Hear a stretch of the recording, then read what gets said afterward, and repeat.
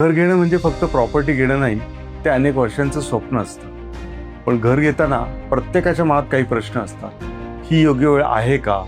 हे आपल्या बजेटमध्ये बसेल का? आणि होम लोन सहज मिळेल का?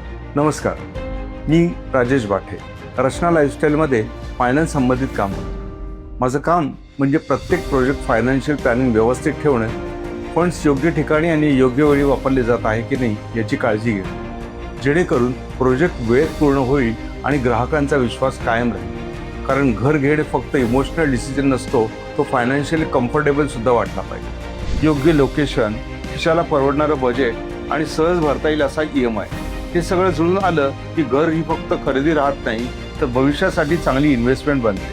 होम लोन घेताना 3 गोष्टी खूप महत्त्वाच्या असतात: तुमचं वय, सध्या सुरू असलेले तुमचे EMI किंवा लोन्स आणि तुमचा सिबिल स्कोर. या गोष्टी आधी समजल्या तर पुढची प्रोसेस खूप सोपी होते.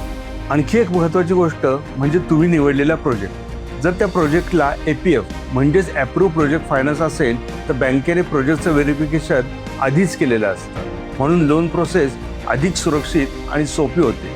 रेरामुळे प्रोजेक्टची माहिती स्पष्ट आणि ट्रान्सपरंट राहते.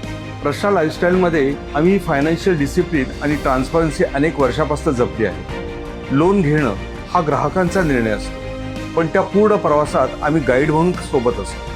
कारण जेव्हा आर्थिकदृष्ट्या बाजू स्पष्ट असते तेव्हा घर घेण्याचा निर्णयही कॉन्फिडन्सने घेतला जातो. माझ्यासाठी स्पिरिट ऑफ क्रिएशन म्हणजेच ग्राहकांचा फायनान्शियल कम्फर्ट, जेणेकरून घर घेण्याचा प्रवासही त्या घरा इतकाच आनंददायी वाटेल.